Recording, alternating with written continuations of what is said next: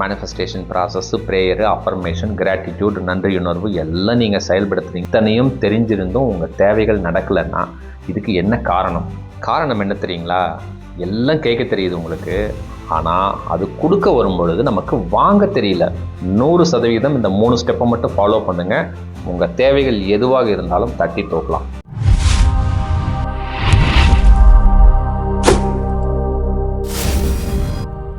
அன்பு வணக்கம். ஒரு அற்புதமான தலைப்பை டிஸ்கஸ் பண்ணலாங்க. ஒரு 3 விஷயங்கள் நான் சொல்கிறேங்க. இந்த 3 விஷயங்கள் 100% 99 பேர் இல்லைங்க, 100 பேருக்குமே இது தெரியும். ஃபர்ஸ்ட் விஷயம் என்னென்னாங்க, நம்ம வாழ்க்கையில் நம்ம தேவைகள் நடக்கணும்னா, அதாவது நம்ம தேவைகளாக இருக்கலாம், ஆசைகளாக இருக்கலாம், நம்ம எதிர்பார்ப்புகளாக இருக்கலாம், அது எந்த விஷயத்தில் வேணால் இருக்கலாம்.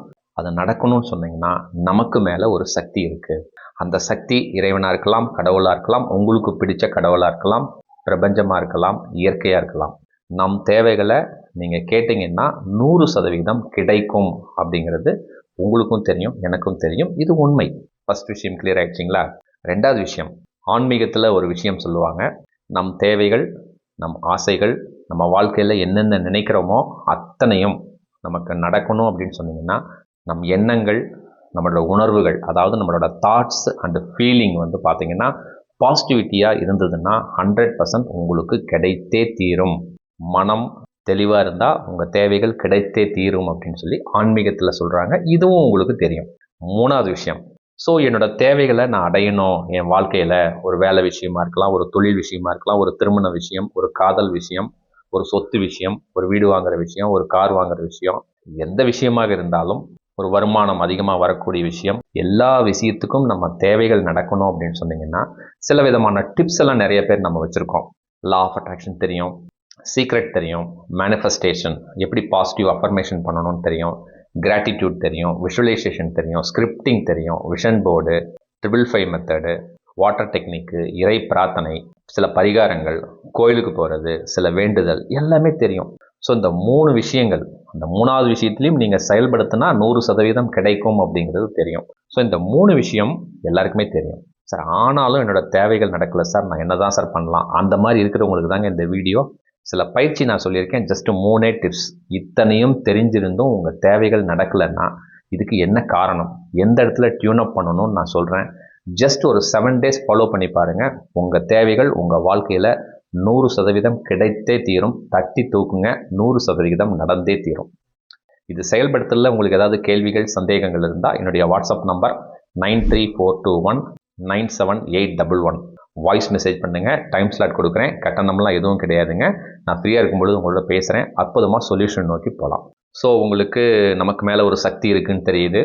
ஆன்மீகம் பிரகாரம் பார்த்தாலும் நம்மளோட எண்ணங்கள், நம்மளோட emotion, thoughts and emotions, feelings சூப்பராக இருந்ததுன்னா, பாசிட்டிவாக இருந்தால் உங்களுக்கு கிடைச்சே தீரும்.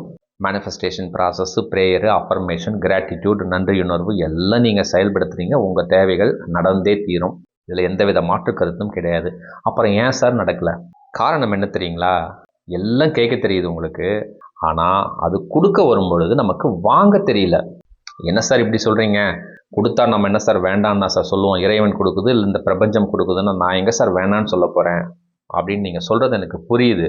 ஆனால் அதுதான் உண்மை. ஒரு உதாரணம் சொல்கிறேன் பாருங்கள். ஒரு ஹோட்டலுக்கு போகிறீங்க, 3 இட்லி ஒரு வடை கொடுங்கன்னு சொல்லி ஆர்டர் பண்ணிட்டீங்க, உட்காந்துருக்குறீங்க. வெயிட்டர் சொல்லிட்டாரு ஒரு 10 நிமிஷம் ஆகும்னு சொல்லிட்டாரு. வெயிட் பண்ணுறீங்க. உடனே நீங்கள் என்ன தெரியுங்களா பண்ணுறீங்க? ஒரு 10 ஹோட்டல் தள்ளி வேறு ஹோட்டலுக்கு போய் உட்காந்துட்டீங்க. உட்காந்துட்டு நான் இட்லி ஆர்டர் பண்ணேன், நான் வடை ஆர்டர் பண்ணேன், எனக்கு இது வரைக்கும் வரலன்னு சொல்லி சத்தம் போடுறீங்க. உங்களுக்கு இட்லி வடை கிடைக்குமா? ஏன்னா ஆர்டர் பண்ணது ஒரு இடம், அதை வாங்குறதுக்கு உங்களுக்கு தெரியல. அதே ஹோட்டலில் இருந்திருந்தால் உங்களுக்கு அந்த இட்லி வடை ஒரு 5 நிமிஷத்துலையோ 10 நிமிஷத்துலையோ கிடச்சிருக்கும். நீங்கள் 10 கடை தள்ளி வேறு ஒரு ஹோட்டலுக்கு போயிட்டு, இந்த பிரபஞ்சம் எனக்கு எதுவுமே கொடுக்கல, இந்த இறைவனுக்கு எதுவுமே கொடுக்கல, நான் அதை கேட்டேன் இதை கேட்டேன் எதுவுமே எனக்கு கொடுக்க மாட்டேங்குதுன்னு சொல்லி கரெக்டாக வாங்கக்கூடிய பக்குவம் நமக்கு இல்லை. அந்த பக்குவம் கரெக்டாக உங்களுக்கு டியூனப் ஆகிறதுக்கு தான் இந்த காணொலிகள். சரி சார், இதுக்கெல்லாம் யார் சார் காரணம்? நான் தான் காரணம். ஏன்னா அந்த வாங்க வேண்டிய இடத்துல கரெக்டாக நான் வாங்காததுனால தான் என்னோடய தேவைகள் நடக்க மாட்டேங்குதுங்கிறத ஃபஸ்ட்டு அண்டர்ஸ்டாண்ட் பண்ணிக்கங்க. சரி சார், என்னோடய தேவைகள் 100% நடந்தே ஆகணும், நான் எப்படி சார் வாங்குறது? இப்போ தான் பாயிண்ட்டுக்கே வந்திருக்கீங்க. 199 பேர் பண்ணுற தப்பு ஏன் தெரியுங்களா? தேவைகள் நடக்க மாட்டேங்குது. எந்த விஷயமா வேணால் பொருத்தி பாருங்கள். உங்கள் வாழ்க்கையில் ஒரு வேலை விஷயமா இருக்கலாம், ஒரு திருமண விஷயமா இருக்கலாம், ஒரு தொழில் வருமான விஷயமா இருக்கலாம், ஒரு ஃபாரின் டூர் போகிற விஷயமா இருக்கலாம், ஒரு லவ் மேட்டராக இருக்கலாம், ஒரு வீடு வாங்குற விஷயமா இருக்கலாம், கார் வாங்குற விஷயமா இருக்கலாம், ஒரு உறவு முறை மிஸ் அண்டர்ஸ்டாண்டிங் விஷயம் எதுவாக இருந்தாலும் அங்கே ஒரு தடங்கள் வருதுன்னு சொன்னால் உங்களுக்கு எல்லா ஃபார்முலா தெரியும், இறைவன் கிட்ட கேட்க தெரியும். ஆனால் அது கொடுக்குறப்ப நீங்கள் வாங்க உங்களுக்கு தெரியல. 100% இந்த 3 ஸ்டெப்பை மட்டும் ஃபாலோ பண்ணுங்கள். உங்கள் தேவைகள் எதுவாக இருந்தாலும் தட்டி தூக்கலாம், கிடைத்தே தீரும். ஃபஸ்ட்டு விஷயம், டபுள் கேம் விளையாடுறதை நிறுத்துங்க. என்ன சார், இப்போ ஒரு விளையாட்டு விளையாடும்போது சொல்லுவாங்க, டபுள் கேம் விளையாடாதரா அப்படின்னு சொல்லுவாங்க. எல்லாருமே இந்த இறைவன் கிட்ட, நமக்கு மேலே இருக்கிற சக்தி கிட்ட, அல்லது இந்த பிரபஞ்சத்துக்கிட்ட, இல்லை இந்த மேனிஃபெஸ்டேஷன் அஃபர்மேஷன் பண்ணுற ப்ராசஸ் கிட்ட டபுள் கேம் தான் விளையாடுறீங்க. இந்த டபுள் கேம் மைண்ட் செட்டை கிளியர் பண்ணிங்கன்னா 100% நீங்கள் ஜெயிக்கலாம். அது என்ன சார் அந்த டபுள் கேம்னா எனக்கு புரியலையே சார். ஒரு உதாரணம், ஒரு தொழில் செய்கிறீங்க, இல்லை ஒரு திருமண விஷயம், எதை வேணால் வச்சுக்கோங்க, நிறைய விஷயங்கள் எது வேணால் வச்சுக்கோங்க, உங்கள் வாழ்க்கையோட கொஞ்சம் பொருத்தி பாருங்கள். டபுள் கேம்னா, இப்போ ஒரு சொத்து நமக்கு வர வேண்டிய சொத்தாக இருக்கலாம், உங்கள் அப்பா தர வேண்டியதாக இருக்கலாம், உங்கள் மாமனார் தர வேண்டியதாக இருக்கலாம், உங்கள் அண்ணன் தர வேண்டியதாக இருக்கலாம். ஏதோ ஒரு சொத்து வரணும். அந்த சொத்து வந்தால் தான் உங்கள் தேவைகள் எல்லாம் ஃபுல்ஃபில் ஆக முடியுங்கிற சூழ்நிலை. இறைவன் கிட்ட காலையில் கேட்குறீங்க, பிரார்த்தனை மூலமாக கேட்குறீங்க, அல்லது உங்கள் எண்ணங்கள், உங்களோட எமோஷனை கரெக்டாக பாசிட்டிவாக க்ரியேட் பண்ணிக்கிறீங்க, பாசிட்டிவ் அஃபர்மேஷன் பண்ணுறீங்க, மேனிஃபெஸ்டேஷன் பண்ணுறீங்க, கிராட்டிடியூடாக இருக்கிறீங்க, உங்களுக்கு சீக்ரெட் தெரியும், எல்லாத்தையுமே செயல்படுத்துகிறீங்க. ஆனாலும் அந்த சொத்து வரல. அதுக்காக தானே இந்த பாயிண்ட்டே. என்னன்னா, டபுள் கேம் நீங்கள் விளையாடுறதுனால தான் அது கிடைக்கிறது இல்லை. என்ன தெரியுங்களா பண்ணுறீங்க? கொஞ்சம் தெளிவாக சொல்கிறேன் பாருங்கள். காலையில் இறைவன் கிட்ட கேட்டுடுறீங்க, இறைவா இந்த சொத்து விஷயத்தில் எது நடந்தால் நான் ரொம்ப சந்தோஷமாக இருப்பேனோ அந்த சூழ்நிலையை சிறப்பாக எனக்கு கொடுத்துக்கிட்டே இருக்கிறீங்க, நான் ரொம்ப சந்தோஷமாக இருக்கேன், இறைவனுக்கு நன்றி அப்படின்னு சொல்லி கேட்டுடுறீங்க. இன்னும் ப்ரே பண்ணும்பொழுது இன்னும் உங்களோட எமோஷன், அந்த எண்ணங்கள் பாசிட்டிவிட்டியாக க்ரியேட் பண்ணுறதுக்கு, நான் சந்தோஷப்படுற மாதிரி இந்த சொத்து எனக்கு வர வேண்டிய அத்தனை சூழ்நிலைகளையும் இந்த இறைவன் எனக்கு சிறப்பாக கொடுத்துருக்கிறாரு, இறைவனுக்கு நன்றின்னு சொல்லி ரொம்ப நம்பிக்கையாக இறைத்தன்மை கிட்ட ப்ரேயர் பண்ணுறீங்க, கிராட்டிடியூட் எழுதுறீங்க. உங்களை சுற்றி இருக்கிற பணம், பொருள், நபருக்கு நன்றி உணர்வாக இருக்கிறீங்க. ஆனாலும் உங்களுக்கு கிடைக்கல. ஏன்னா நீங்கள் வேறு ஹோட்டலில் போய் உட்காந்துட்டீங்க, அதனால தான் அந்த இட்லி வடை கிடைக்கல, அதனால தான் இந்த சொத்தும் கிடைக்கல. என்ன சொல்ல வரேன்னு புரியுதுங்களா?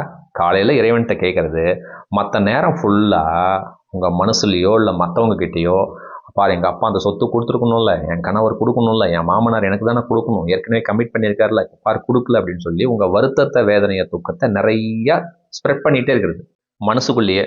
இல்லை ஒரு சிலர் வெளியில் ஸ்ப்ரெட் பண்ணுறது, அப்படி பண்ணிட்டாங்க, இப்படி பண்ணிட்டாங்க, அந்த சொத்து தரல, நான் ரொம்ப கஷ்டத்தில் இருக்கிறேன் அப்படின்னு சொல்லி புலம்பிக்கிட்டே இருக்கிறது. அப்படின்னா என்னங்க, காலையில் இறைவன் கிட்ட அந்த சொத்து விஷயம் எனக்கு வரக்கூடிய சூழ்நிலையை சிறப்பாக கொடுக்குறீங்கன்னு சொல்லிட்டு, மற்ற நேரத்தில் அவன் இப்படி செஞ்சுட்டான், அதனால தான் எனக்கு சொத்து வரல, எங்கள் அப்பா கொடுக்கல, எங்கள் கூட பிறந்தவங்க கொடுக்கல, எங்கள் மாமனார் கொடுக்கல, நம்பிக்கை துரோகம் பண்ணிட்டாருன்னு சொல்லிட்டு எப்போ நீங்கள் வருத்தம், வேதனை, துக்கத்திலே இருக்கிறீங்களோ இதுக்கு பேர் தான் டபுள் கேம். ஏன்னா உங்களுக்கு இறைவன் கிட்ட கேட்டீங்க, நம்பிக்கை உங்களுக்கு இல்லை. ஒரு பாலை இறைவன் கிட்ட கொடுத்துட்டீங்க, சொத்து வேணும்னு கேட்டிங்கன்னா அமைதியாக இருக்கணும், அந்த இறைவன் கொடுப்பாரு. ஆனால் நமக்கு அந்த நம்பிக்கை இல்லாதனால இவன் அப்படி பண்ணிட்டான், இப்படி பண்ணிட்டான், இதனால் வரல அப்படின்னு சொல்லி எப்போ நீங்கள் டபுள் கேம் விளையாடுறீங்களோ இந்த பிரபஞ்சம் நமக்கு மேலே இருக்கிற சக்தி கொடுக்கலான்னு தான் வரும். இது என்னடா இவங்க இதை பற்றியே நிறைய பேசிகிட்டு இருக்காங்களே, காலையில் கேட்டாங்க நம்ம கொடுக்கலான்னு தான் வந்தோம், ஆனால் இதுதான் அவங்களுக்கு ரொம்ப பிடிக்குதாட்டு இருக்குன்னு சொல்லிட்டு அந்த வருத்தமான, வேதனையான சூழ்நிலையை அந்த சொத்து விஷயத்தில் நிறையா உங்களுக்கு கொடுத்துட்டு போயிட்டே இருக்கும். இதுதாங்க கான்செப்ட். எத்தனை பேர் புரியுதுங்க? இந்த வீடியோ பார்த்த நொடியிலிருந்து அது எந்த விஷயமா கூட இருக்கலாம், திருமண விஷயமா இருக்கலாம், வேலை விஷயமா இருக்கலாம், சொத்து விஷயமா இருக்கலாம், ஒரு பொருளாதார விஷயமா இருக்கலாம், உறவுமுறை விஷயம்லாம், எல்லாத்துக்கும் இதே ஃபார்முலா தான். இறைவன் கிட்ட ஒன்ஸ் கேட்டிங்கன்னா அப்படியே விட்டுடுங்க. அதுக்கப்புறம் ஏதாவது நெகட்டிவிட்டி வந்தாலும், அந்த மாதிரி பேசக்கூடிய சூழ்நிலை வந்தாலும் அதை ஸ்டாப் பண்ணிவிடுங்க, அதை அவாய்ட் பண்ணிவிடுங்க. சிறப்பாக போயிட்டுருக்குங்க, எல்லாமே சூப்பராக நடந்துட்டுருக்குன்னு சொல்லி ஸ்கிப் பண்ணுங்க. இல்லையா, அந்த மாதிரி நெகட்டிவிட்டி வரும்பொழுதும் பாசிட்டிவிட்டியை க்ரியேட் பண்ணுறதுக்கு என்ன காலையில் கேட்டிங்களோ அதையே அந்த இறைவன் கிட்ட கேளுங்க. அந்த டபுள் கேம் விளையாடுறத ஃபஸ்ட் ஸ்டாப் பண்ணுங்க. இதுதான் ஃபஸ்ட்டு ஸ்டெப். ரெண்டாவது ஸ்டெப், எக்ஸ்பெக்டேஷன். எனக்கு இந்த தொழிலில் லாபம் வரணும், தப்பே இல்லை, அதனால் எக்ஸ்பெக்டேஷனே இருக்கக்கூடாதா? எதிர்பார்ப்பு இல்லையா? எதிர்பார்ப்பு அவசியம் வேணுங்க. ஆனால் நம்ம என்ன தெரியுங்களா பண்ணுறோம், எக்ஸ்பெக்டேஷன், எனக்கு இந்த தொழிலில் அருமையான லாபம் வரணும், இந்த பொண்ணை நான் திருமணம் செஞ்சுக்கணும், என் வாழ்க்கை மகிழ்ச்சியாக இருக்கிற மாதிரி இந்த சொத்து எனக்கு வரணும், எல்லாமே பாசிட்டிவாக கேளுங்க, தப்பே கிடையாது. ஆனால் நம்ம என்ன தெரியுங்களா பண்ணுறோம், இந்த தொழிலில் எனக்கு இவ்வளோ லாபம் வரணும், இந்த ஆர்டர் எனக்கு இப்படி கிடைக்கணும், இந்த பொண்ணு வரணும், இந்த சொத்து கிடைக்கணும், இந்த கார் கிடைக்கணும் அப்படின்னு சொல்லிட்டு எக்ஸ்பெக்டேஷனை நிறைய டெவலப் பண்ணிக்கிறது. சிம்பிள் கான்செப்ட் சொல்லட்டுங்களா, எக்ஸ்பெக்டேஷனுங்கிறது தப்பு இல்லை, அவசியம் வேணும். ஆனால் ஓவராக க்ரியேட் பண்ணாதீங்க. இறைவன்கிட்ட சொல்லிட்டீங்க, என்ன தேவைங்கிறது நீங்கள் சொல்லிட்டீங்கன்னா உங்கள் எக்ஸ்பெக்டேஷனை 0 பண்ணுங்கள். இறைவன்கிட்ட 100% உங்கள் தேவைகளை கேளுங்க, தப்பு இல்லை. உங்கள் தேவைகளாக இருந்தாலும் ஆசைகளாக இருந்தாலும் கேளுங்க. உங்கள் எக்ஸ்பெக்டேஷனை 0 பண்ணுங்கள். 100% உங்கள் தேவைகள் கிடைத்தே தீரும். ஸோ எக்ஸ்பெக்டேஷனை 0 பண்ணுங்கள். 2வது ஸ்டெப். 3வது ஸ்டெப் ரொம்ப முக்கியமான ஸ்டெப்புங்க. இந்த 2 ஸ்டெப் கூட எல்லாருமே பாஸ் பண்ணிடுறீங்க. இந்த 3வது ஸ்டெப்பு ஹோல்டிங் ஸ்டேட் அப்படின்னு சொல்லுவாங்க. அது என்ன சார் ஹோல்டிங் ஸ்டேட்? பற்று நிலை. கொஞ்சம் விளக்கமாக சொல்லட்டுங்களா? ஒரு உதாரணத்தோடு சொல்கிறேன் பாருங்கள். பற்று நிலைன்னா நம்ம வாழ்க்கையில் பலவிதமான சூழ்நிலைகள் நடந்திருக்கும். பல வருத்தங்கள், வேதனைகள், மாமனார் விஷயத்தில், மருமக விஷயத்தில், பையன் விஷயத்தில், பொண்ணு விஷயத்தில், புருஷன் விஷயத்தில், ஃப்ரெண்ட் சர்க்கிளில், வேலை விஷயத்தில், தொழில் விஷயத்தில், சொத்து விஷயத்தில், கோர்ட்டு கேஸ் விஷயத்தில் ஏதாவது ஒரு சூழ்நிலைகள் நமக்கு நடந்திருக்கும். நடந்து முடிஞ்சிருக்கும். அதை நினச்சிக்கிட்டே இருக்கிறது, ஹோல்ட் பண்ணிக்கிட்டே இருக்கிறது. அப்படி செஞ்சுட்டாங்க, எங்கள் அப்பா 10 வருஷத்துக்கு முன்னே இப்படி செஞ்சுட்டாரு, என் கணவர் 5 வருஷத்துக்கு முன்னே இப்படி பண்ணிட்டாரு, நேற்று எங்கள் தங்கச்சி இப்படி பண்ணிட்டாங்க, எனக்கு கார் என்னால் டியூ கட்ட முடியல 2 வருஷமா அப்படின்னு சொல்லிட்டு ஏற்கனவே நடந்த நிகழ்வுகளை ஹோல்டு பண்ணிக்கிட்டே இருக்கிறது. இப்போ உங்கள் மனசு ஃபுல்லாக ஏற்கனவே என்ன நடந்த நிகழ்வுகளோ அதை ஹோல்டு பண்ணிக்கிட்டே ட்ராவல் பண்ணுறது வாழ்க்கையில். இது என்ன தெரியுங்களா ஆகும்? நீங்கள் ஹோல்டு பண்ண ஏற்கனவே இறந்த காலம் நடந்து முடிஞ்சதை ஹோல்டு பண்ணிக்கிட்டே இருக்கிறது. இவன் இப்படி செஞ்சுட்டான், அவன் இப்படி செஞ்சுட்டான், இவன் கரெக்டாக செஞ்சுருந்தா எனக்கு லாபம் வந்திருக்கணும், என் பொண்டாட்டி சரியில்லை, எங்கள் மாமனார் சரியில்லை, என்கிட்ட வேலை செய்கிறவங்கலாம் கரெக்ட் இல்லை, எனக்கு ஒரு நல்ல டிரைவர் கிடைக்கல அப்படின்னு சொல்லிட்டு ஏற்கனவே நடந்த நிகழ்வுகளை ஹோல்டு பண்ணிகிட்டே ட்ராவல் பண்ணுறது. இதனால் உங்கள் மனசில் என்ன தெரியுங்களா ஏற்படும்? ஐயோ இது இப்படி ஆயிட்டுன்னா என்ன பண்ணுறது, இது இப்படி நடக்கலைன்னா என்ன பண்ணுறது, எனக்கு இதனால் பணம் வரலைன்னா என்ன பண்ணுறது அப்படின்னு சொல்லி உங்களுக்கு பய உணர்வு வந்துடும், ஃபியர் வந்துடும், ஸ்ட்ரெஸ் வந்துடும், ஆங்ஸைட்டி வந்துடும். புரியுதுங்களா?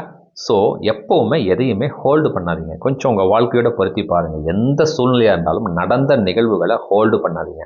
ஒன்ஸ் நீங்கள் ஹோல்டு பண்ணிங்கன்னா உங்களுக்கு பய உணர்வு வந்துடும். பய உணர்வு வந்துட்டால் உங்கள் தேவைகள் எதுவுமே நடக்காது. ஸோ இந்த ஹோல்டிங் ஸ்டேட்டை ட்ராப் பண்ணுங்கள். எப்படி ட்ராப் பண்ணலாம்? ஏற்கனவே நடந்துருச்சு, அதை பற்றி நான் ஏன் கேட்கணும்? எதுக்காக பய உணர்வு வருது? இல்லை, நான் இப்போ ப்ரெசென்ட்டில் இருக்கிறேன், அதுக்கு தான் நான் வேலை செஞ்சுட்ருக்கேன், என்னை டிஸ்டர்ப் பண்ணாத அப்படின்னு சொல்லி ஸ்டாப் நோட்டீஸ் கொடுங்க. கொடுக்கலாம்ல, உங்கள் மனசு தான் அதை தெரிவிக்குது. ஸோ ஹோல்டிங் ஸ்டேட்டை ஃபஸ்ட்டு ரிலீஸ் பண்ணுங்கள். ஆன்மீகத்தில் ஒரு சூப்பரான ஒரு டயலாக் சொல்லுவாங்க, பற்றற்ற நிலை. ஏற்கனவே நடந்த நிகழ்வுகளை பற்றோட பிடிச்சிக்கிட்டே ட்ராவல் பண்ணாதீங்க. ஓகேங்களா? ஸோ இந்த 3 விஷயங்களை இந்த வீடியோ பார்த்த நொடியிலிருந்து நீங்கள் செயல்பட்டால் உங்கள் வாழ்க்கையில் நீங்கள் என்ன கேட்டீங்களோ 100% உங்களுக்கு வந்தே தீரும். இது எந்தவித மாற்று கருத்தும் கிடையாது. ஃபஸ்ட்டு விஷயம், டபுள் கேம் மைண்ட் செட்டை ஃபஸ்ட்டு கிளியர் பண்ணுங்கள். இறைவன்கிட்ட ஒன்று சொல்கிறது, மற்றவங்ககிட்ட ஒன்று பேசுகிறது, இல்லை மனசுக்குள்ளே புலம்பிகிட்டே இருக்கிறது. இதை ஃபஸ்ட்டு கிளியர் பண்ணுங்கள். 2வது விஷயம், எக்ஸ்பெக்டேஷன். எதிர்பார்ப்பு அவசியம் வாழ்க்கைக்கு தேவை. பாசிட்டிவாக இறைவன்கிட்ட கொடுத்துட்டு உங்கள் எக்ஸ்பெக்டேஷனை 0 பண்ணுங்கள். இப்படி தான் நடக்கணும், அப்படி தான் நடக்கணும்னு கேட்காதீங்க. 3வது விஷயம், ஹோல்டிங் ஸ்டேட்டை ரிலீஸ் பண்ணுங்கள். எப்போ நீங்கள் அந்த ஹோல்டிங் ஸ்டேட் நடந்த விஷயத்தை ஹோல்டு பண்ணிகிட்டே இருக்கிறீங்களோ உங்களுக்கு பய உணர்வு வந்துடும். உங்களால் ஜெயிக்கவே முடியாது. ஒரு காம்படிட்டிவ் எக்ஸாம் எழுதணும், பாஸ் பண்ணணும், எல்லா திறமையும் உங்ககிட்ட இருக்கும். ஆனால் உங்களால் சக்ஸஸ் பண்ண முடியாது. ஏன்னா நீங்கள் ஹோல்டிங் ஸ்டேட்டில் இருப்பீங்க. என் கணவர் இப்படி பண்ணிட்டாரு, என் மாமியார் இப்படி பண்ணிட்டாங்க அப்படின்னு சொல்லி அந்த கவலையை எப்போ ஹோல்டு பண்ணுறீங்களோ நீங்கள் ப்ரெசென்ட்லேயே இருக்க முடியாது. ப்ரெசென்ட்டில் எந்த செயல்பாடுகளையும் செய்ய முடியாது. ஏன் 3 வேளை ஒழுங்காக சாப்பிடக்கூட முடியாதுங்க. புரியுதுங்களா? இந்த 3 ஸ்டெப்பை நீங்கள் ஃபாலோ பண்ணுங்கள். உங்கள் வாழ்க்கையில் என்ன தேவைகள்னு கிடைச்சிங்களோ எது வேணால் நீங்கள் கேளுங்க, 100% உங்களுக்கு கிடைத்தே தீரும். இப்போ புரியுதுங்களா? நான் ஸ்டார்டிங்கில் சொன்னேன்ல, ஆர்டர் பண்ணுறது, ஹோட்டலில் போயிட்டு ஒரு கடையில் ஆர்டர் பண்ணுறது, இட்லி ஆர்டர் பண்ணிவிட்டு 10 கடை தள்ளி போய் உட்காந்துட்டு எனக்கு அது நடக்கலை, இது நடக்கலை, இறைவன் எனக்கு எதையுமே கொடுக்கல, எனக்கு யாருமே ஹெல்ப் பண்ணல அப்படின்னு சொல்லி டயலாக் சொல்கிறதுல பிரயோஜனமே இல்லை. இந்த 3ஐயும் நீங்கள் கிளியர் பண்ணுங்கள். 100% உங்களுக்கு என்ன தேவைன்னு நினைக்கிறீங்களோ நீங்கள் பாசிட்டிவாக செயல்படுத்துங்க.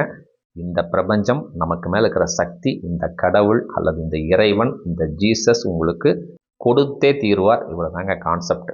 கடவுள்னு நான் இந்த இடத்துல சொல்கிறது, இறைவன் சொல்கிறது உங்களுக்கு பிடிச்ச கடவுள்.